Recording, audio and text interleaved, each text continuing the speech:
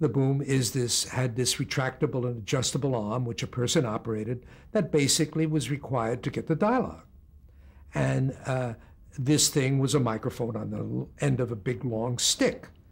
And of course, the microphone, because of the noise levels in television studios, the closer it is, the better it would be. And of close meant inches away from the person's forehead. And of course, there was always a front light or a cross light or a light that may cause the shadow of that to fall on, not on the scenery, which may be out of the frame, but on the person as well. So it was always, that was the thing. You'd get close and the next thing's boom, shadow, as if you had struck at somebody's heart, that you had destroyed the whole feeling of this. Well, was rather disruptive.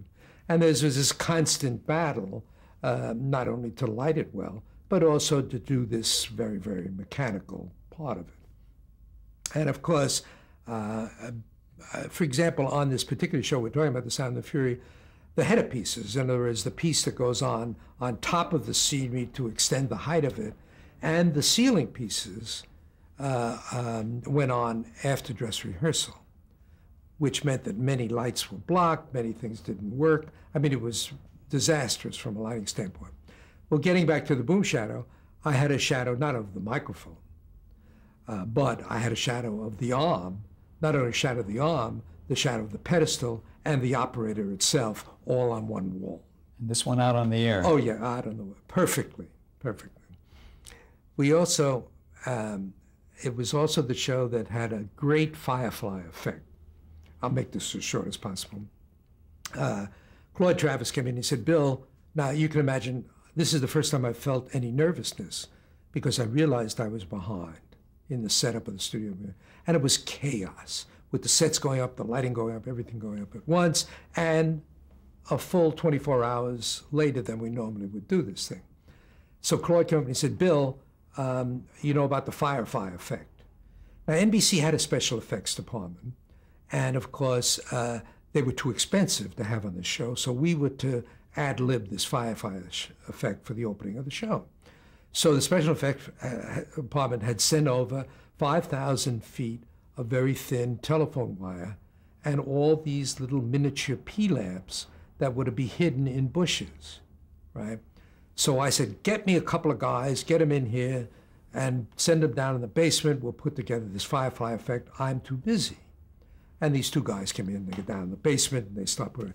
Well, needless to say, they were not finished for the time for the run-through.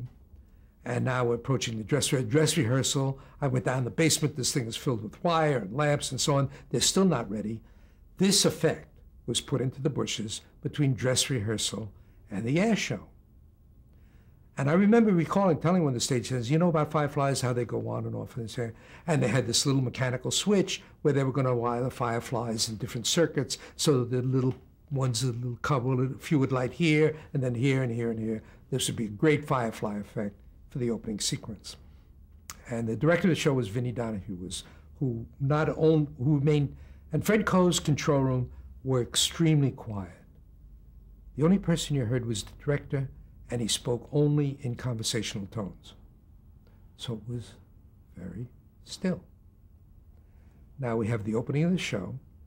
It's a big wide shot of the plantation house at a lighting designer's moment, dusk, because now you have enough ambient light that you see the building, yet it allows you to run the brightnesses of the windows and the interiors up above, so you see these just glimpses of these lighted spaces to direct your attention.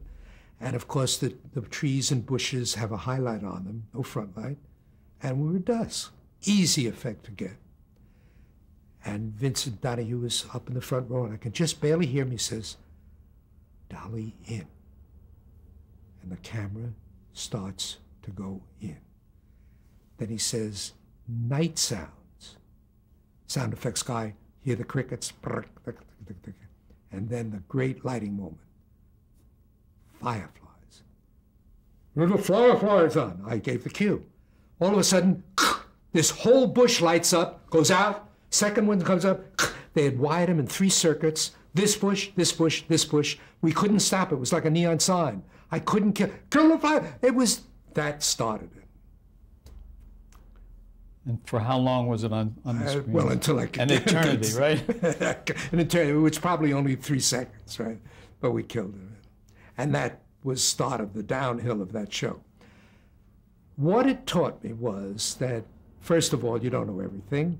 First of all, I was just lucky in the ability to light these things and starting really, and so much to learn, which I didn't understand, but had this great confidence that I could do this thing. And also, it made me nervous on every show that I've ever done since. Not to the point where I'm sweating profusely, but just anxious, and make sure that everything has been covered, that I have instructed the Firefly to do this, Firefly this. But occasionally it will come back to haunt when there is a mistake that you say, oh, I knew that I should have told that guy to do that, or why didn't I plan for that, and so on.